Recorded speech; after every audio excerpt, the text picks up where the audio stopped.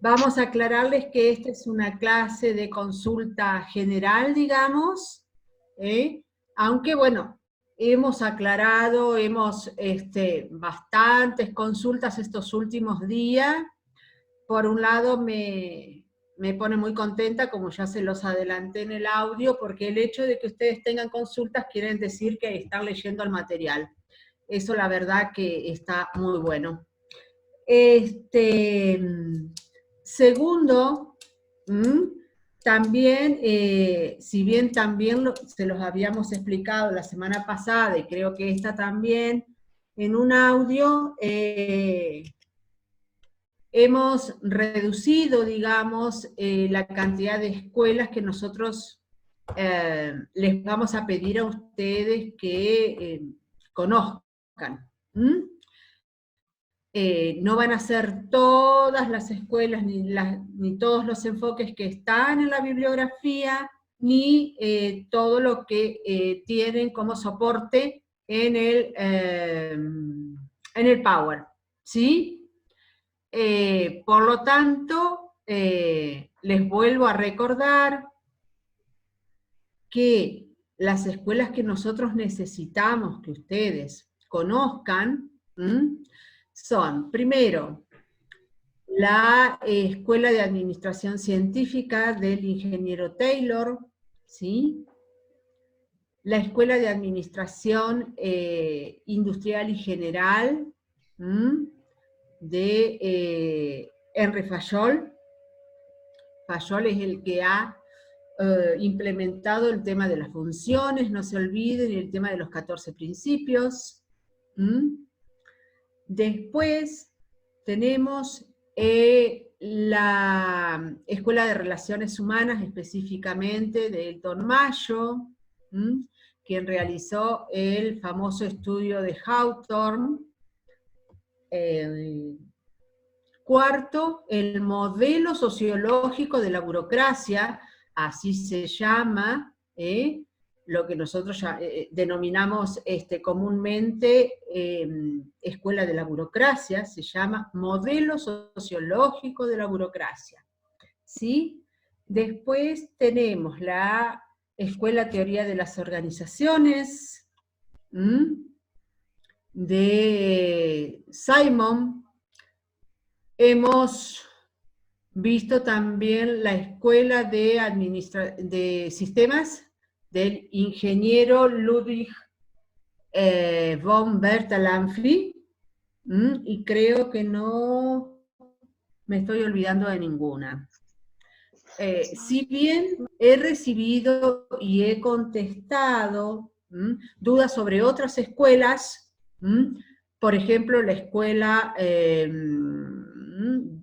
la Equidad o la Teoría del Equilibrio, se llama de las dos maneras, así la pueden encontrar en la bibliografía, y también el movimiento, el enfoque de los estructuralistas, ¿sí? Nosotros, estas últimas dos, no estamos pidiendo que ustedes las sepan desarrollar, ¿está? Pero como he tenido varias consultas, bueno, las hemos aclarado también. Esta es una unidad que, muy teórica, chicos, muy teórica, y bueno, nosotros le hemos pedido que solamente, no sé si me están escuchando, a mí se me fue totalmente la imagen, nosotros pedimos, bueno, las principales escuelas, los principales enfoques. Ahí estamos, otra vez. Por lo tanto, es esto lo que vamos a solicitar, que ustedes conozcan de la unidad 2. Una recomendación, para después pasar, ¿sí?, a la parte de consultas o lo que necesiten específicamente, por favor, y esto va para todos, si bien hay flexibilidad en cuanto al cumplimiento de las fechas y las entregas, de las actividades, de los prácticos, de los cuadros, ¿está?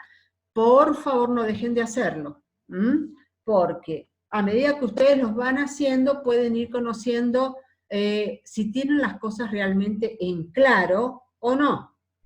Entonces, la única manera es haciendo las cosas. Intentando, por favor, completar todas las actividades, las suben a la plataforma, la envían por mail como ustedes puedan, ¿sí? Pero intenten hacerlas porque es la única manera de ver si nosotros hemos entendido realmente este tema que es muy teórico, pero también que puede converger en trabajos prácticos muy interesantes. Esto es lo que yo les recomiendo, digamos. ¿Está? Respecto de consultas así en general que he recibido, varias de las consultas que ustedes me han hecho están desarrolladas en la bibliografía. Lo que sucede es que, por ejemplo, en la escuela, el modelo sociológico de la burocracia de Weber, es una escuela complicada, ¿sí? Sobre todo porque él introduce el reconocimiento de las organizaciones de una manera compleja. Él habla de organizaciones grandes, de 1000 personas, de 1000 operarios, de 1000 empleados o 1000 dependientes, como le quieran llamar ustedes, con un juego de jerarquías, reglamentos y normativa muy particular, pero no reconoce para nada a la persona, y esta característica natural que tenemos las personas, de ir adaptando o cambiando, ¿sí? Introduciendo cambios, ¿sí? En la manera de hacer las cosas. ¿Está? Que fue tanto una crítica que él recibió de un grupo de colaboradores y de un grupo de gente que trabajó con posterioridad a los aportes. ¿Hola? ¿Hola? No, tranqui, ahí desactivo un sonido que sin querer se activó de uno de los chicos, ¿sí? Bueno, les decía, porque nosotros podemos tener en cuenta, y hubo gente que me preguntó, ¿en qué año surge la escuela de la burocracia? Bueno, tuvo su estadio, digamos, en la década del 40, ¿sí? Pero tengamos en cuenta que Weber murió en 1920. Por lo tanto, todos los estudios e investigaciones que él realizó, los hizo de la década del 20, del siglo pasado, hacia atrás. Lo que sucede que después de él viene un movimiento muy interesante al que nosotros llamamos, perdón, vamos a bajar el... viene un movimiento muy grande que toma los principios que había sumado Weber, porque realmente era un enfoque muy particular, muy interesante, pero lo que le critica es como una dicotomía que había en la presentación del modelo burocrático. Por un lado, la complejidad de las organizaciones, y por el otro lado, no reconocer, ¿sí?, a la persona como el que llevaba adelante el accionar y los cambios que iba introduciendo en ese accionar. ¿Estamos? Bien. Sobre todo tengamos en cuenta que la escuela que viene, el enfoque posterior a él, estaba formado por especialistas en lo que era el comportamiento y la conducta humana. Sociólogos, psicólogos, que obviamente tienen una visión muy particular. No todo es estructura y no todo es normativa, como quería establecer Weber. ¿Estamos? Bueno, eso es para que lo tengan en cuenta. Y a partir de Weber, todas las escuelas comienzan a hablar de organizaciones complejas, porque reconocen obviamente la importancia del hecho de tener tanta cantidad de gente trabajando. ¿Está? ¿Mm? El siglo pasado, ¿sí? Fue un siglo donde realmente todo tipo de industria se desarrolló de una manera muy interesante. Eso sí, hubo un parate importante a partir de la década del 70, del 80, cuando en la mayoría de los países sobreviene el tema del proceso de globalización, no todo el mundo estaba preparado, bueno, y demás. Y como ustedes habrán notado, cuando tenían que completar el cuadro o a medida que van estudiando, hay varias escuelas que se superponen en los periodos en los cuales actúan. Tal es el caso, ¿sí?, de la década del 20, con la Escuela de Administración Científica de Taylor, ¿sí? Y en la década del 20 también ya se conocía el enfoque de este ingeniero francés de Henri Fayol. ¿Está? Entonces, había décadas totalmente superpuestas por 1, 2 o 3 enfoques. ¿Está? Estos enfoques iban después adecuándose, integrándose con nuevos enfoques. ¿Está? Por eso, si ustedes controlan, y no es lo que le vamos a pedir para nada, ni se lo pedimos ahora, el tema, vieron que yo les digo, no, el tema de los años, tengan en cuenta que es un proceso, que más o menos empezó en tal año, y estuvo vigencia hasta tal año, pero no es que se los vamos a pedir con exactitud en ningún tipo de actividad. Estamos.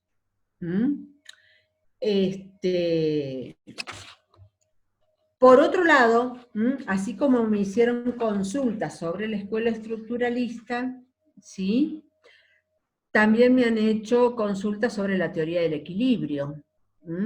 Y acá vuelvo a indicarles y a pedirles disculpas porque este material que nosotros les subimos, donde están todas las escuelas, era una guía que nosotros teníamos para desarrollar la clase. Entonces hay escuelas que están un poquito más desarrolladas y hay otras que tienen solamente ciertos puntos a tener en cuenta. Y esos puntos a tener en cuenta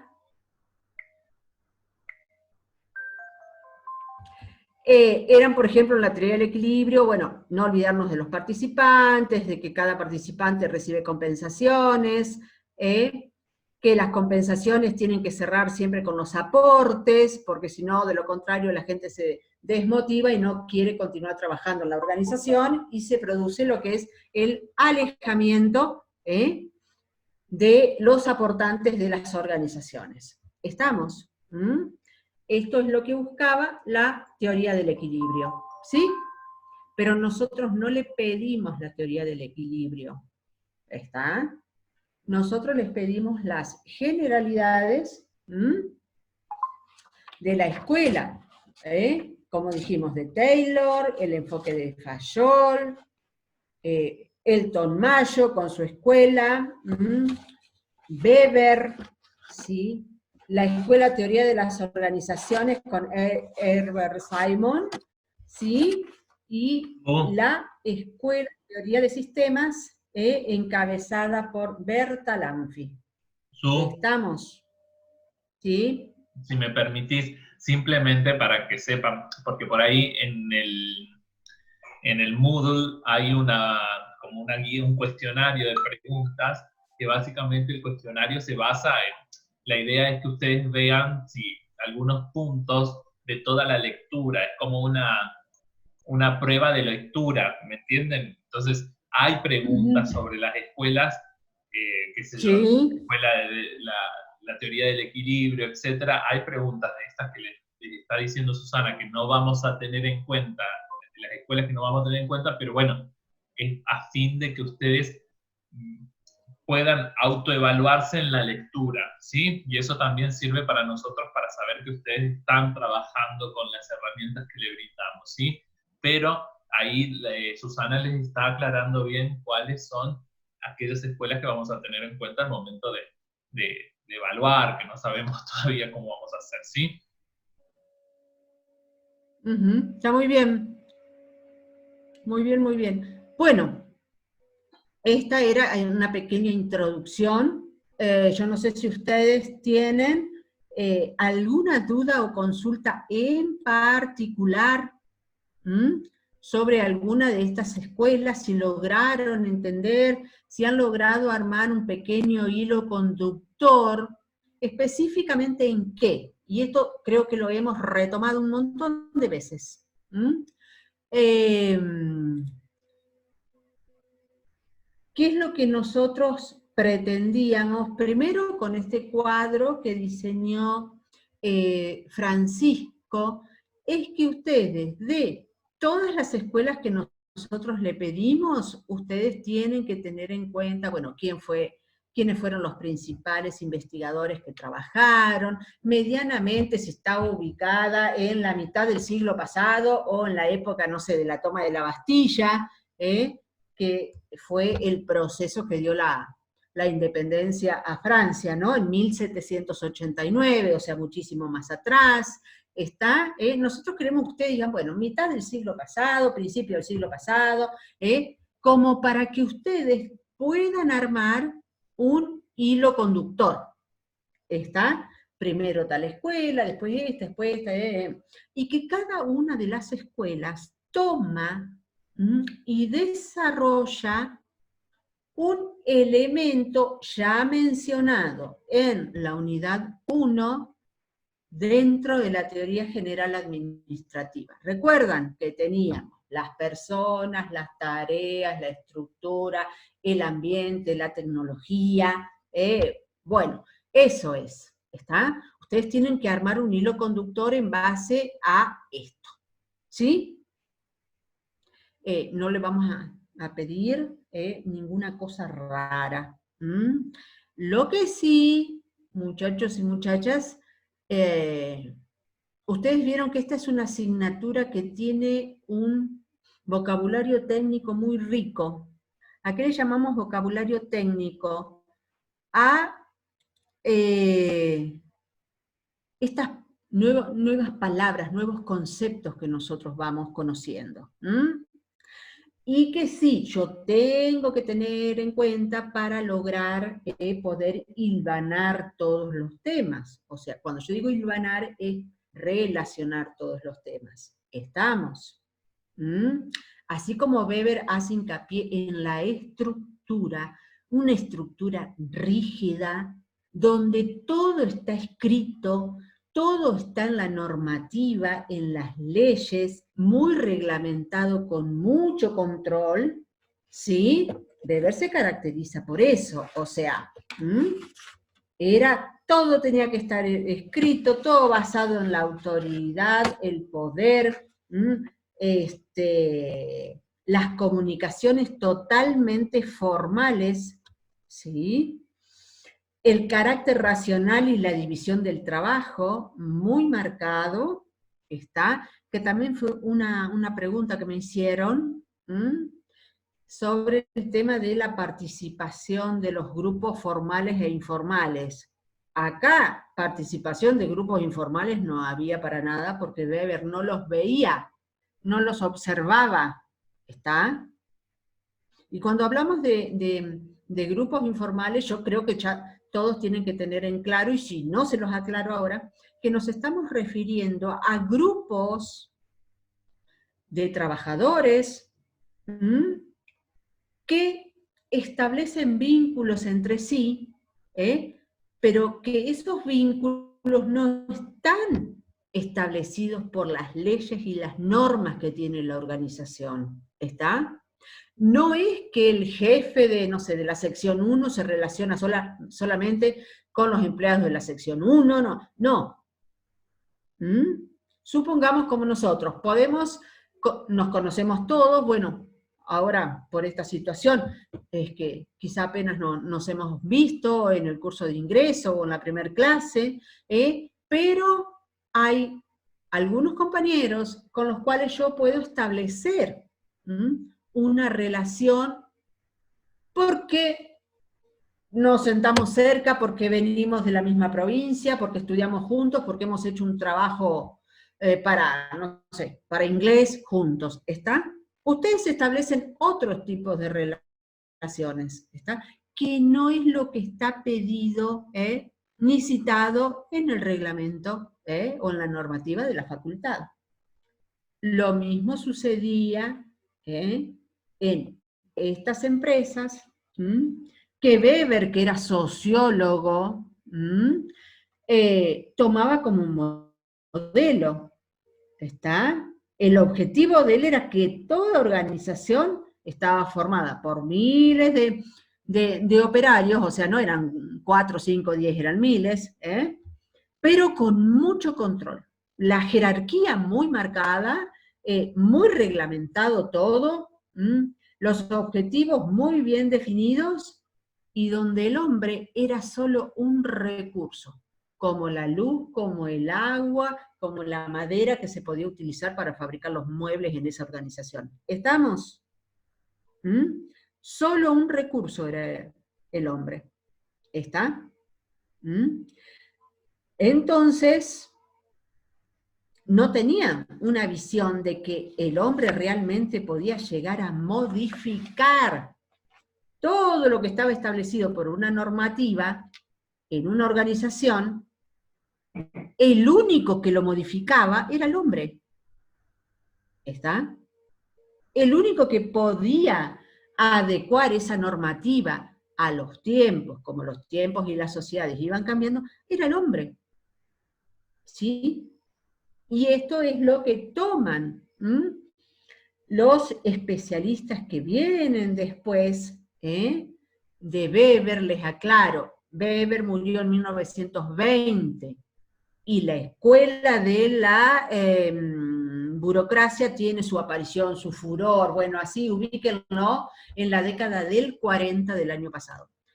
La década del 40 es donde hay un acontecimiento mundial que empieza y termina, que es la Segunda Guerra Mundial, ¿está? Que diezmó toda Europa y dejó a grandes potencias totalmente sumidas en la ruina y demás, y bueno, que de ahí los valientes se pudieron levantar y los que no, no. ¿Estamos?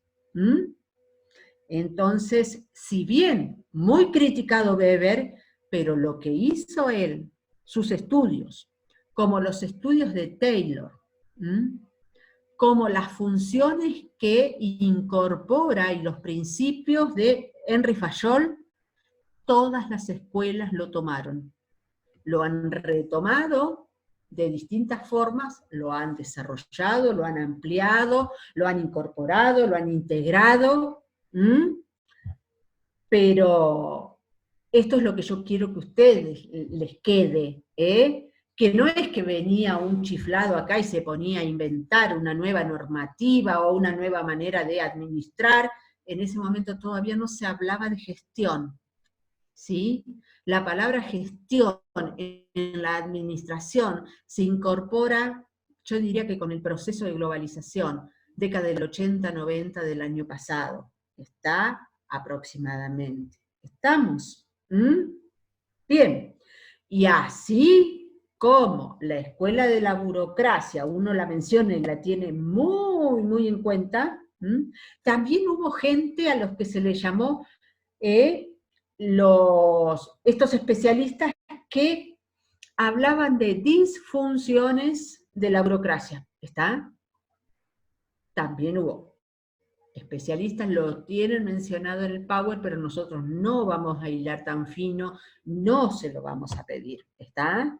Y que hacían, ¿qué eran estas disfunciones? Eran justamente funciones que de golpe surgían, emergían, La palabra emerger es otro término que se suma mucho a nuestros léxicos a partir de la década del 80, del 90. Está, hoy en día, si ustedes escuchan o leen algún artículo periodístico cuando hablan las economías emergentes de Europa, bueno, son las economías de todos los países que surgieron una vez que la Unión de Repúblicas Socialistas Soviéticas, lo que hoy conocemos como Rusia, antes se denominaba Unión de Repúblicas Socialistas Soviéticas, ¿sí? Y de ahí se separó en primera instancia Ucrania, después tenemos Eslovenia, Eslovaquia, Albania no, porque ya existía.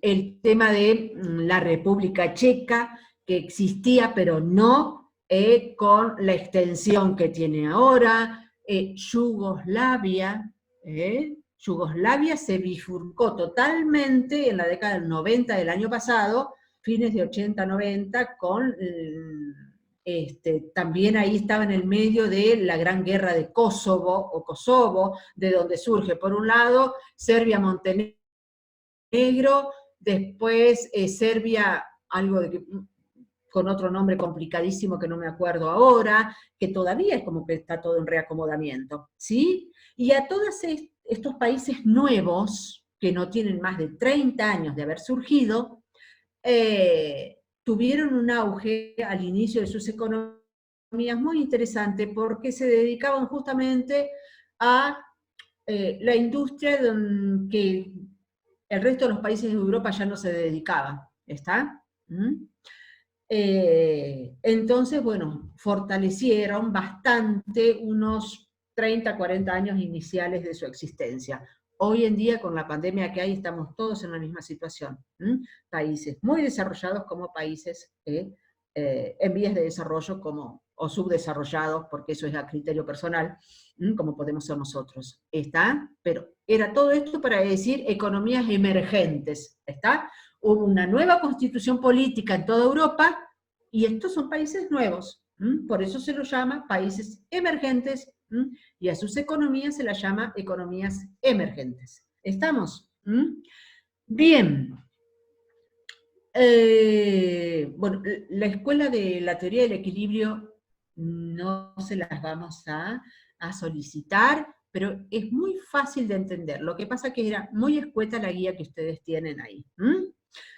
O sea, ¿qué quiere decir? Todos los trabajadores de una organización realizan aportes, no dinerarios, aportes a través del trabajo que realizan, ¿sí? Yo por mi trabajo en la facultad, yo recibo un sueldo, ¿está? En algún momento yo puedo cuestionar si ese sueldo, esa compensación que yo recibo, realmente reconoce mi trabajo y mi esfuerzo, ¿sí? Ojo que es una visión muy particular esta, ¿no? Porque todos nos creemos egresados de Harvard virtual, siempre. ¿Está? Entonces, esa compensación que está formada por el sueldo y por otros beneficios que yo pueda tener. ¿Está? Supongamos, nosotros no tenemos en la facultad servicio de comedor, pero en Villa Mercedes y en San Luis tienen servicio de comedor. ¿Sí? Y uno, el almuerzo lo paga, ¿sí? Creo que 50 pesos. ¿Está? Con 50 pesos nos compramos un alfajor nosotros. Vamos al kiosco y nos compramos un alfajor. Perdón, pero a través de estos servicios, ¿sí? Perdón, Su, nos quedan 5 minutos, ¿sí? Yo de todos modos voy a hablar otra más, ¿sí? Bueno. Cuando se corte, les voy a volver a enviar por el grupo la nueva reunión, ¿sí? Dale. Y ya ahí recibo consultas, ¿eh? Dale. Entonces, nosotros estamos luchando, los profesores, los no docentes y el centro de estudiantes estamos luchando para que traigan el servicio de comedor, que sería muy bueno, ¿está? Para todos. Entonces, yo tendría mi sueldo, el servicio de comedor, el servicio de becas. Muchos de ustedes deben tener becas, nosotros los docentes también. Yo toda mi maestría en desarrollo humano la pagué 50% yo y 50% la facultad, porque ustedes saben que estudiar cuesta muchísimo. Yo estudiaba en una universidad privada, ¿sí? Y la cuota eran más de 15.000 pesos por mes, ¿está? Entonces uno puede decir, sí, yo tengo un sueldo justo, reconocen mi esfuerzo y todo lo demás, y otros pueden decir, no, en mi caso no lo reconocen. ¿Me entienden? Entonces lo que dice la teoría del equilibrio es que eso tiene que estar en equilibrio. Porque si yo no estoy reconocida para nada en la organización donde trabajo, ¿qué voy a hacer? Yo busco otro trabajo y me voy. ¿Está? Si yo estoy bien reconocida, y bueno, puedo trabajar con más entusiasmo, llego más temprano, colaboro más, bueno, todo lo que sea. Y si estoy sobrevaluada, yo o me puedo tirar a hacer la plancha, ¿no? Como uno dice, y no hacer nada más, o realmente retribuir con actitud, con voluntad, con esfuerzo, toda esa retribución o compensación que yo estoy teniendo. ¿Estamos? Eso es simplemente a grandes rasgos la teoría del equilibrio.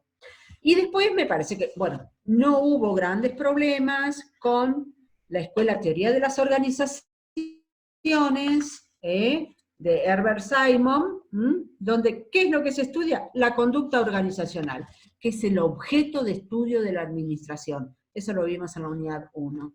Y después la teoría de sistemas, escuela de sistemas, que ya, esto es muy familiar a ustedes, porque ustedes han nacido, cuando las sociedades están vistas específicamente como sistemas complejos.